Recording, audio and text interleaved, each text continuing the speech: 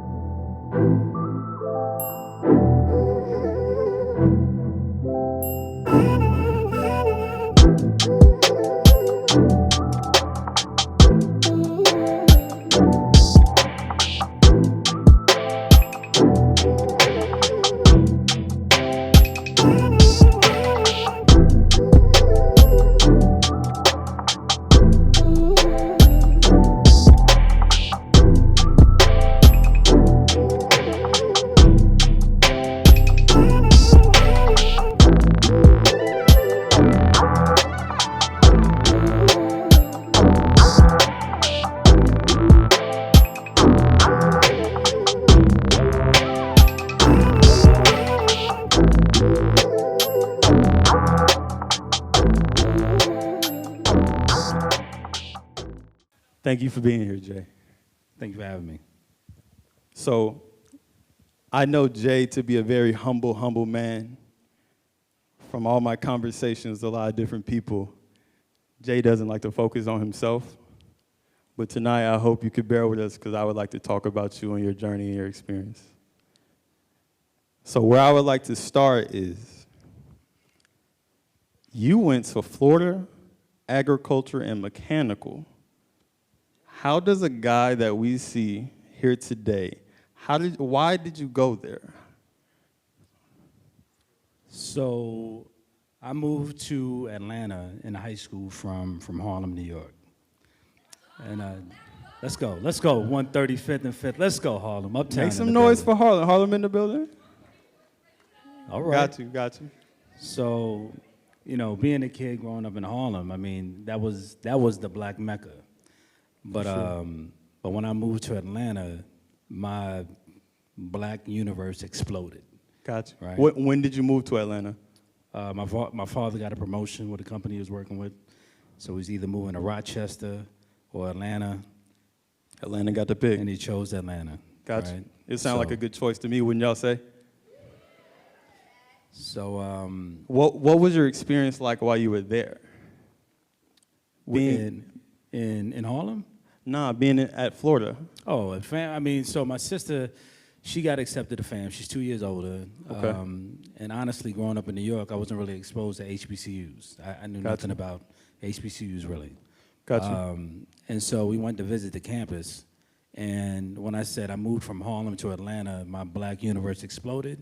It exploded again when I went to FAMU at 15 years old, looking at these beautiful Black people, palm trees, meeting Black folks from everywhere from Sacramento to London to Seattle. Yeah. It was just, it was beautiful. It was one of the most beautiful things I've ever seen.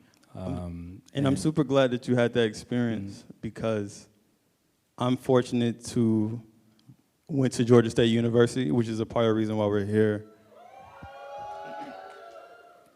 I had a great college experience myself, but one thing that I do is I reflect. And I would like to know if you could sum up your time being in Florida and attending that HBCU, what was one of the biggest lessons you learned, or how did it really mold you into the person you are today? So I think going to FAM, the word possibilities is in all caps, italicized, bold, underlined. I mean, it's limitless, right? I mean, your circle, your community, as you use that word Absolutely. often, it's built to truly build you as an individual, as a person, as an adolescent. And you know, the first business I actually started was a production company at Florida A&M with two well-known household names right now, which is Will Packer and Rob Hardy. Those are my first business partners in college. Incredible. Rob had an idea of doing a movie, and he said, "Hey, man, why don't we do a movie about Black college life, like a raw, gritty movie about Black college life?" And what did you say? Say again? I said, what did you say when they said that to you? I said, again, HBCU, the word possibility. So I said, all right, you write the script, I'll help you. I don't know how to do a movie, but whatever you want to do, let's do. And he came back with a script in a couple of months, and we literally figured it out. Did a national premiere, got a distribution deal by the age of 20. Did a premiere in LA, a premiere in New York. And At 20, this man was doing those types of things. Very interesting. It, yeah, I mean, it was limitless. Like, you don't know what you don't know. So that's very interesting to learn, because as I'm doing my research, you ended up working at Xerox.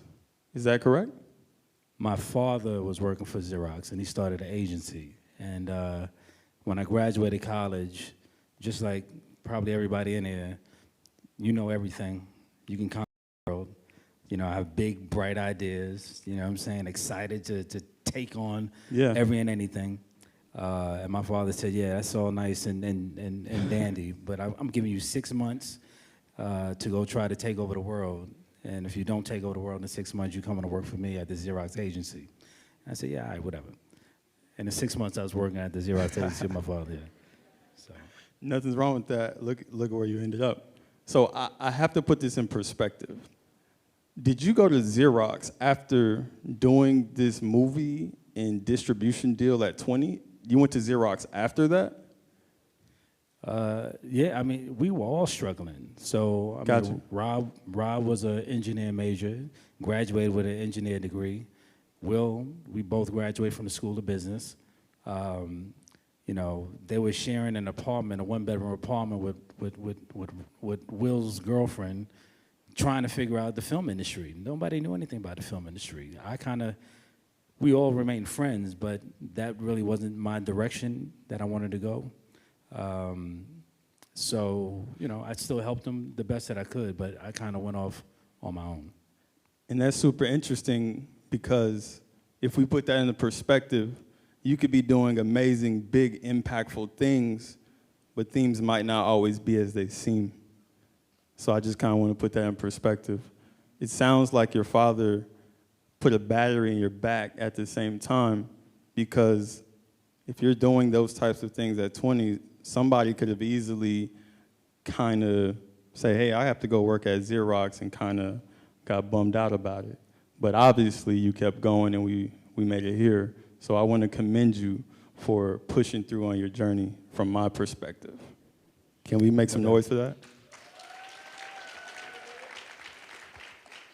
But also, while you were at Xerox, you were one of the top revenue generators in Georgia and achieved the President's Club?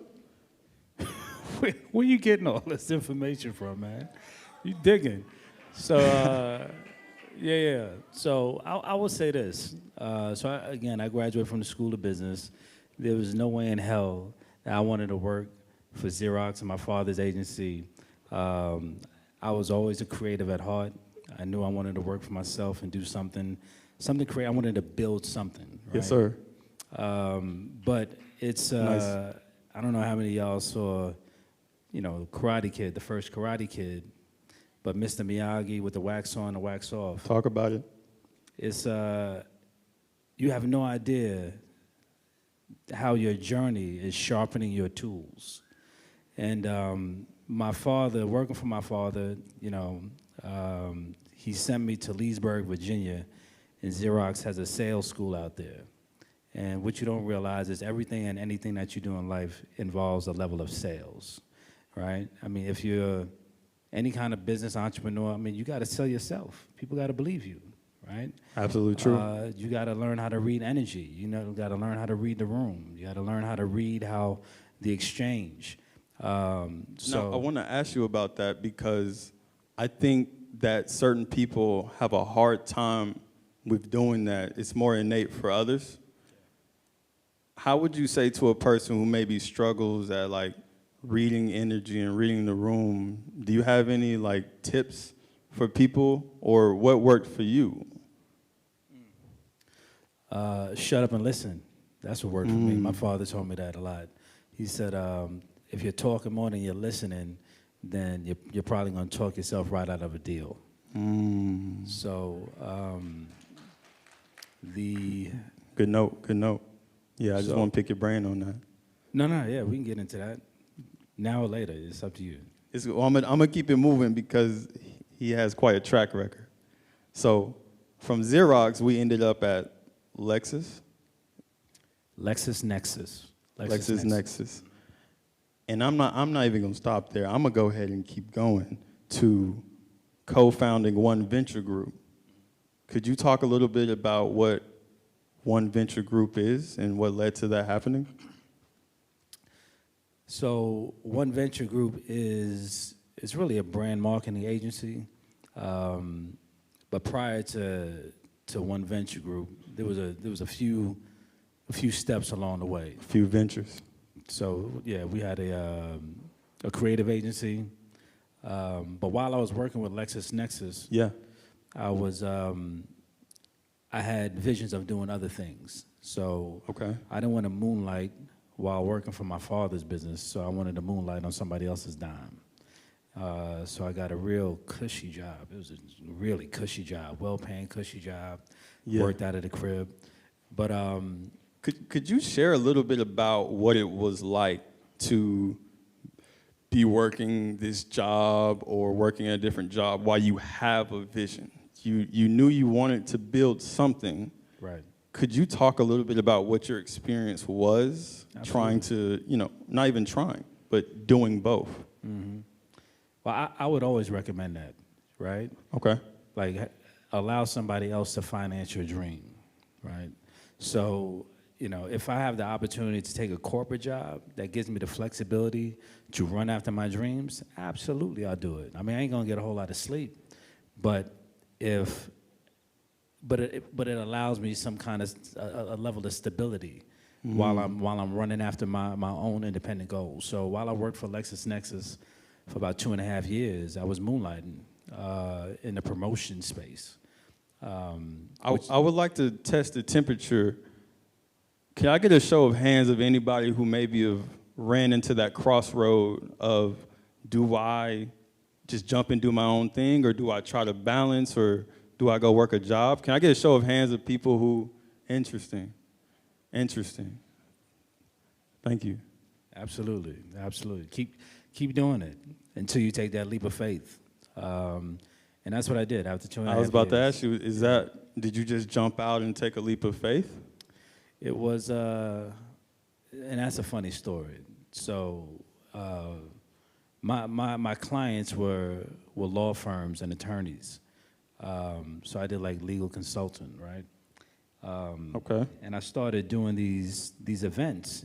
And the events kind of got popular and they kept growing. And I was still kind of moonlighting. What kind of events were you doing at the time? So I just saw a big void in how Atlanta's nightlife was being programmed. And it just seemed very predictable, right? And coming from New York, I just grew up around a lot of different kind of folks, listening to different kind of music. So I wanted something that kind of embraced that energy, and it was an event called Soul Fusion. Does anybody in here know about Soul Fusion? Oh, y'all too young for Soul Fusion. Y'all too young for Soul Fusion. Well, how about you bring us up to speed? So the Soul Fusion, the tagline was Intercontinental Love Fest, right? So Intercontinental Love Fest? Intercontinental Love Fest. I guess the guy's been an innovator the whole time. Yeah. So it was just taking all things beautiful and kind of putting it in one space. So I mean you'll have your trap music to your classics, to your disco, your R&B, your house, your Afro beat. It was just a collection of all things dope. Absolutely. It took a second to kind of catch on, but then it just took off. And at one of the events is when I realized, again, it's the wax on, wax off scenario. Okay. That what we were doing wasn't really producing an event. We were being disruptive in the culture, and certain brands started to take notice. And then I was approached at one of my events by a representative from Heineken who asked how they can have Heineken be a part of our events. And that's when the light bulb went off. And I said, oh, I said, we're a brand marketing company that produces events for the culture. And then that's when my Clarity. father's voice came in and said, shut up and listen, right? And so I said, well, what would make to be the best partnership between my brand and Heineken? And that's when I just shut this up. is Soul Fusion we're talking about? This is Soul Fusion. Okay. And that's when I realized, that they needed authentic voices to speak for brands to help them penetrate communities. Did y'all hear what this man just said? So there's a difference between PR and advertising. Okay. Advertising is you talking about yourself. And sometimes that gets boring.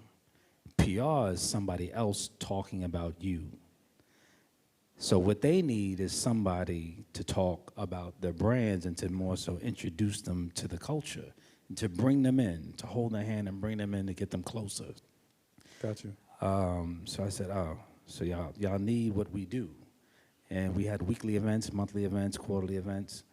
And so, they said we would like to be a part of everything that you do throughout the entire year. So Beautiful.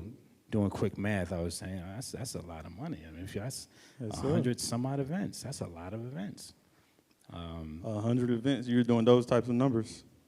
So I said, if you want to be a part of everything, I mean, then, I did quick math. I was like, well, it's probably going to cost about this. And then once they said, okay, that's when I quit my job and said, oh, here we go. We're off to the races now. So I got to ask you this, Jay. You did some quick math, and you threw out a number. It sounds like it was a pretty nice number. Did you have any reservations, or were you second-guessing about the number that you were going to tell them? And I asked that because I think people along their journeys, when you're on the road of elevation, you have a vision, you're building, and depending where you're at, sometimes you might want to say, this is my number. And sometimes when you're doing that, you might get a little scared. Somebody might say no, or whatever it might be. I just want to know, what were you kind of processing during that time? That's a great question. And that's something else my father taught me. Don't be scared of the number. Don't be scared of the number. And so I mean, I was nervous. I've never wrote a number that size down on a piece of paper and pitched that. Gotcha. I was a young man in my 20s. But you also got to know your worth. And again, the process with Heineken was using them to sharpen my tools. So even if they said no, you already gave me the tools that I need. I literally asked you what would make to be a great partnership between me and you. So if you say no, well, Coors Light may say yes. What about Corona? Well, what about Stella? Interesting. So I had the tools that I need, but fortunately they said yes, and we've been working with them ever since. I love that. So I'm not sure where this falls in the timeline, but again, back to my research. I know that you were managing, was it 1, 2 different venues in underground Atlanta? Could you talk a little bit about that experience? Yeah, well, I was a manager. We actually owned them. Owned. Yeah, so Owned. we Owned them. We owned, yeah. So while I was doing the events, it was a guy that owned. It's called Center Stage now, but it used to be called Earthlink Live. Talk about it. And Earthlink Live was it's a guy named Tom Cook, who very, very rooted in Atlanta's business space. He had the opportunity to open up something in underground. They came to him, gave him a pretty good deal. He didn't know what to do with it. So he said, Jay, you've done a lot of successful events at my venue. What do you think about this? I said, I don't know nothing about owning the venue. Then we kind of sat down, tried to figure it out. And and I've always been in love with the sound, the feel, and the energy of live music. So one of the venues was a live music venue, and my Harlem family over here would love this. So I said, well, let's call it Sugar Hill. And so we opened up a live music venue called Sugar Hill, which was, if you were around during that time, it was phenomenal. Like you couldn't predict, you couldn't write the story about Sugar Hill. I mean, everybody from Bootsy Collins to Andre 3000 to Lil Wayne, and they would just randomly pop up. We did a jam session on Tuesdays, and all of a sudden you'd be like, yeah, Jill Scott and Erykah Badu's in the back. They just want to come on stage and perform. We'd be like, yeah, it's incredible. Yeah. So, and I don't know if that exists in Atlanta, but it was like a creative, warm space for musicians to just play and just to be. And it was never, posturing or super VIP. Missy Elliott, it was everybody. We had Janet Jackson in there. It was insane.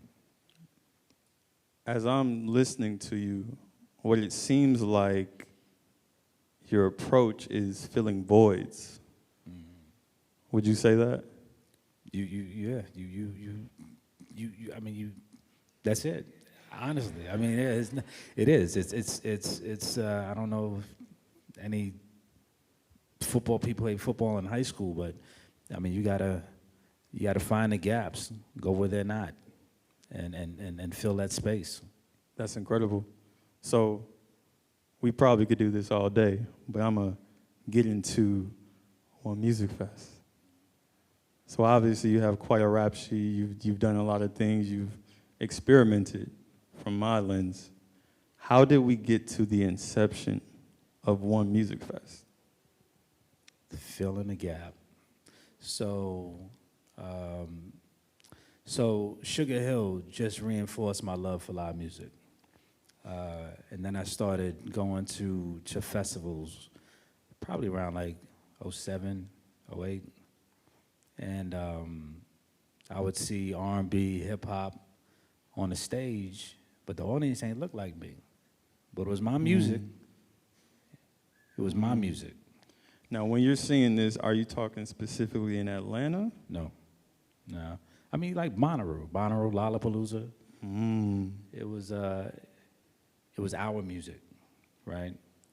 And I thought they were just dope experiences. And I started doing my research. I said, does this exist for like, if I want like a R&B, hip hop, Southern hip hop, reggae kind of festival with black people in the audience? Does this exist?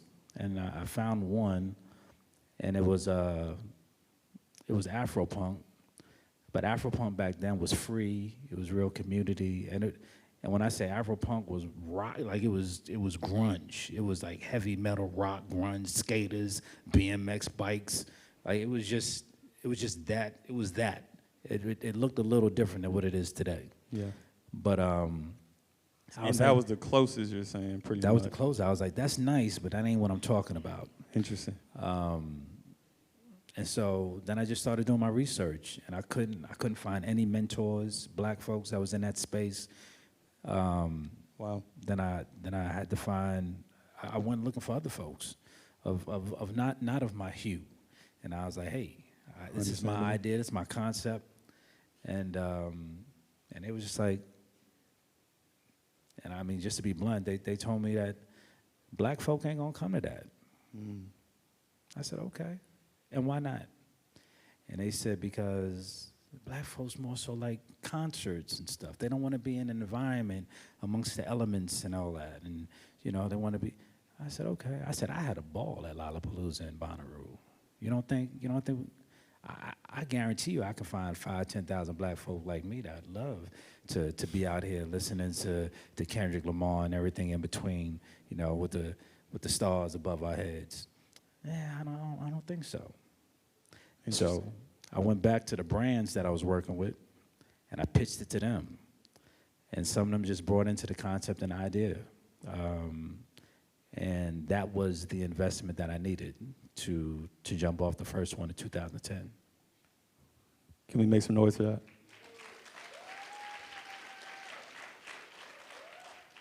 So I want to ask you, when you're doing this first iteration of One Musicfest 2010, I want to know what state were you in? Was this like, oh, I got plenty of money, we're good to go? Was this, man, I'm kind of really putting all the chips in the table? You know, kind of where were you at? It was literally driving a car with no engine and no doors and trying to build that shit at the same time. Like, I had no idea what the hell I was doing. Owning a live music venue and a festival is a totally different monster. Like, if y'all knew we paid for toilets, y'all probably be like, oh, y'all don't pay how much for toilets? How much y'all pay for security and Porta gates? potties, man. Porta potties, I'm telling you. So I was clueless. So, I mean, we lost money continuously. I want to really jump into what your process and approach was, because you pitched it, you're basically getting told no. You went, what I would say, I always start with home. You went back to the people you were working with. Got some people to buy in. Obviously, you're still driving this car with no engine. That's right. How were you approaching this? Were you finding producers to co-produce it, talent buyers? Like, are you doing it all? You know, what does that look like? So when the larger companies that I pitched told me that they weren't going to get involved, they didn't think black folks would attend an event like this.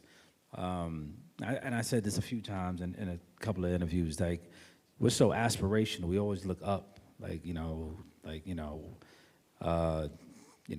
you're interested in broadcasting, you know, everyone's like, oh, I want to be the next Oprah. Or I want to, you know. But sometimes, you know, you don't have to look so high up. Sometimes you really got to look lateral, side to side, and look at the people in your immediate circle. And maybe that's your tribe that gets you from here to here. Absolutely. And here to here, right? So that's what I did. I was like, you know what? Let me stop knocking on all these doors and hearing all these no's. You know, I mean, and life is funny. Life is very tricky. It's almost like a invisible roadmap. Like, because your book, your story is already written. You don't know what's on the next page, right? Yeah. But a lot of times you have to make reference to the pages that you already turned and look back and be like, oh shit, I missed that. So when you look back and when you go through your Rolodex and when you go through your resources, a lot of the people that you need to know to get to the next step in your life, you already fucking know. Oh my God. So I just looked at my peers and my immediate circle, and I was just like, you know what? I need production. I mean, you do these small events and you got sound and lights and all that. Just beef it up a little bit. You know what I'm saying? You got relationships in the record industry. You work for Warner Brothers and Universal. I need these 3 artists. Do you know who? Okay, all right, cool. Then you come on board. That's my homeboy. He got a car service. All right, you my car service. You picking up the artists from the airport and transporting them around us, and then you just start piecing a puzzle together. And then you look back and be like, oh, we got something. Sounds like you start connecting the dots. Connecting the dots. You liked how I did that, right? I don't know. Connecting the dots. Thank you for sharing that. So, that's 2010. You do the first one. After it's over, what's your assessment? What are you thinking? What's the temperature? Are you like, better yet, what do you say are the wins? The wins were the attendees. Well, actually, it was actually one of the groups that performed. It was De La Soul.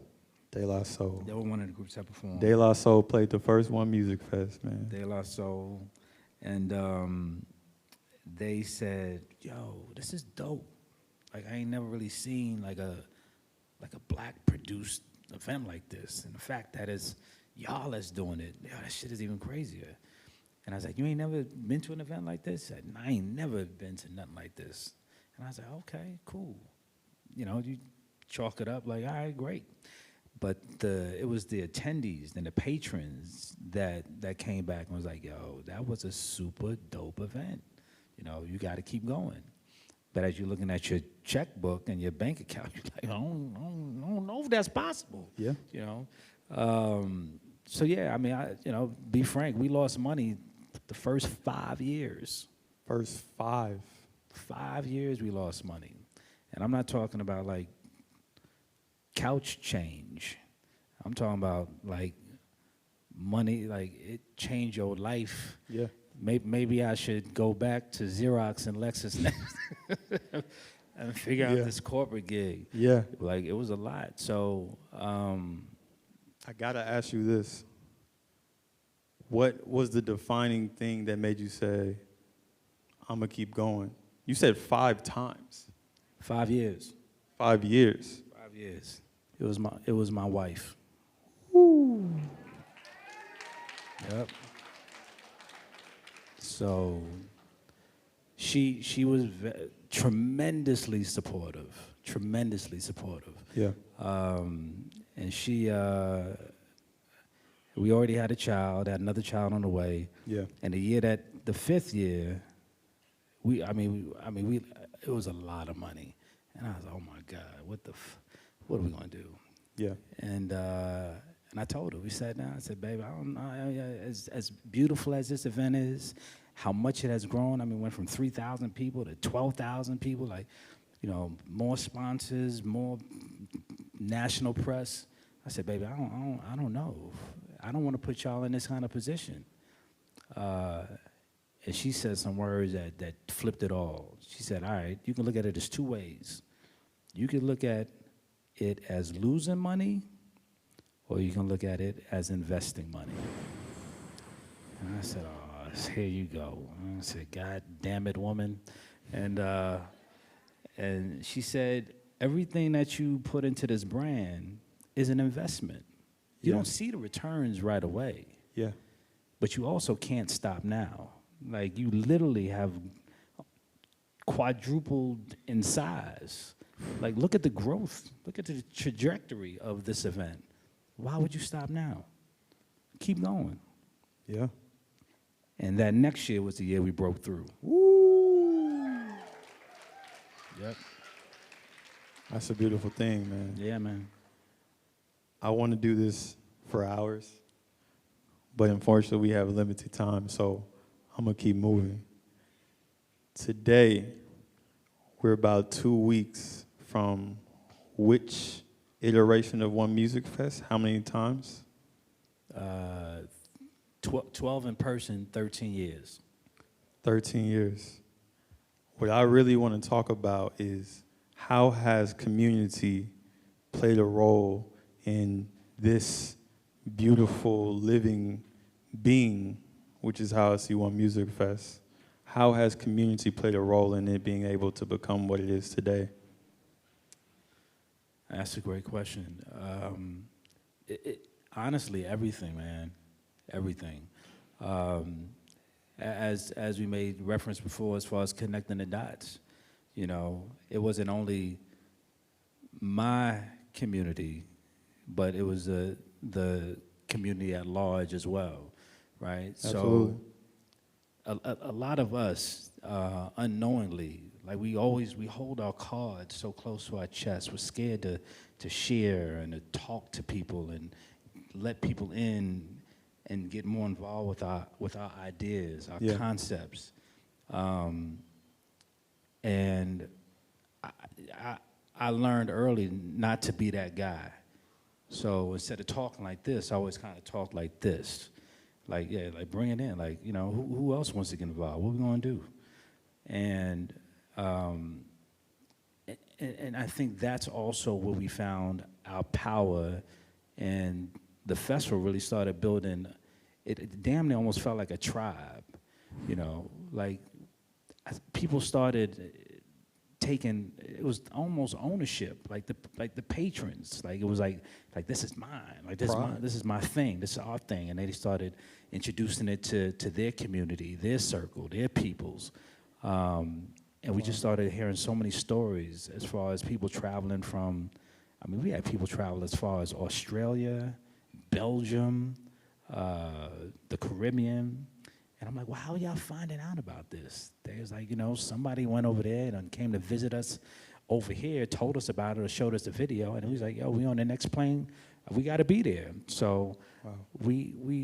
I think the energy of One Music Fest has always been about embracing, being open. Our motto from day one was unity through music. Yeah. And that's what we wanted to do. How do we connect? I mean, you'd be hard pressed to see Lil Baby and Lauryn Hill on the same bill with a Jeezy, with a Alex Isley. Like, where that happen at? You know what I'm saying? Exactly. But so the whole concept was community. So what happens when you take Alex Isley's fan base and you put it next to, as wild as this may sound, like the City Girls, or put it next to, a Victoria Monet, or like what happens when you start taking our culture and looking at it holistically rather than so myopic and putting it in a box, right? You start seeing, all right, I mean, this is a whole crew of Georgia State students over here, but then I look over here and it's 42-year-old politicians and corner office executives. And then it's this group of folks that travel from Sydney, Australia. Like, so when you build something with an open platform, it truly embraces all types of community. I mean, we only got one rule: just come right, come with some good energy, and just come right. And it just seems like that messaging has touched a lot of folks, and they get it. And it's just been a beautiful build for the last 13 years. I want to share a personal anecdote as you talked about people taking ownership and tribe. So the way this is probably even happening right here is because a very good friend of mine, Sophia, who I believe is here, Sophia and I had the pleasure to work together as we were here at Georgia State doing Panther Prowl in this very room. Sophia one day hits me up and says, yo, I'm doing this thing, One Musicfest. We could use an extra hand. They need an extra hand. You know what I'm saying? I think you would rock with it. I pull up. This is at Lakewood. I get involved with One Musicfest, and I'm going to tell you something that I'm always going to carry with me. Jill Scott was on that bill. Jill Scott walks out. If y'all could bear with me, Jill Scott has the entire backstage cleared out. I mean, everybody. I'm the only person backstage. I don't even know. The stage, she's coming around the stage. Jill Scott hits the door. You remember the venue. She hits the door, comes through. She walks up, puts her foot down. She has somebody run up, put makeup on her face. She has someone put her heels on so she could step into her heels. She had someone wrap her in that shawl. I don't know if you remember what she starts going like this, punching the air. Can't make it up. And Jill, she starts walking like this, steps back. She starts walking all the way up. The moment that people could even see her face, the crowd erupted. And for me, that was always something that was like, yo, I don't know what this thing is, but this is special. Ever since then, I've seen so many of my friends, people that I work with to this day, if they're not working it, if they're not a part of the artist's team who's involved, they're buying tickets, they're coming. And I want to highlight that in terms of community. And Elijah, who spoke up here earlier, still is a part of One Musicfest to this day. So before we get out of here, what I want to know is, how can we continue to develop those types of pipelines for people such as Elijah, Sophia, and myself, college students, college graduates, or just people in Atlanta, to get involved and to be able to be a part of that type of journey because it's definitely contribute to who I am today. I would like to know, how can we continue to develop those pipelines? How can the people in this room support ONE Musicfest? And it's not just about the 2 days that it happens, but throughout the year. How can we support? I appreciate that. It's really it's really almost as simple as what you did. Just reach out, man. I mean, it sounds, you know, passe and you know, hokey, but it is literally info@onemusicfest.com. It's such a I don't know, it's just a blah kind of email, but there's really somebody behind that email that sees that email and will answer that email. So, you know, I think we do a fairly good job of I mean, really embracing ideas, new energy, Yeah. people. I think the one thing when you came on board and Sophia came on board and Elijah came on board, they didn't come on 2 weeks before the festival. They probably came on board like April, May. So by the time they got up to the festival time, they was running. They was rolling. You know, it wasn't trying to figure out where do I go, what do I do. Yeah. You know, they was rolling. So I would say if there is any interest in getting involved, don't wait till September if the festival's in October. You know, reach out in January. We need help now for next year. You know, so I would say, you know, reach out more sooner than better, more sooner than later. But And what's that email? it's info@OneMusicFest. Mine is jcard@OneMusicFest. It's really that simple. So I will tell you this though, I probably will not answer an email until after the festival. We are in the throes of it right now, and it's a lot going on. Yeah. We got a few surprises coming up, but you'll know soon enough. So ONE Musicfest is happening in about 2 weeks. What are you looking forward to? What am I looking forward to? Absolutely. The people, man, that energy. A lot of people say different performances, but I swear, when you see a sea of people, beautiful people, all hues, all shapes, all sizes from all over the world, it really is Black Woodstock, honestly. It just feels, the energy is just right. I mean, you know, I think one of the homies said, you know, like he stepped on somebody's foot and they ended up hanging out for the entire weekend, buying each other shots and beers. You know, Oh my where in God. any other situation, you know, it's an altercation. But he said it's just the energy is just different. Yeah. So I look forward to the energy. That's a beautiful thing. Well, Jay, we're going to let you out of here, man. I really appreciate you I appreciate you, man. showing up, participating. Beyond this, thank you for what you do. But congratulations to you as well. 5 years. Thank you. You stayed the path. You kept the mission going. Thank you. God bless you, man. Don't That stop. means a lot. Don't stop. I want to say thank you for participating and not only connecting the dots today, but thank you for everything that you do, not only for Atlanta, but for people like us, people that look like us, and even people who don't. This is a very special thing, and I believe it is my duty to support and to do whatever I can. So thank you. If we could all please rise to our feet and make some noise for Jay Carter. Y'all could do better than that. Y'all could do better than that. All right. Rudy, could you give me some soft background music?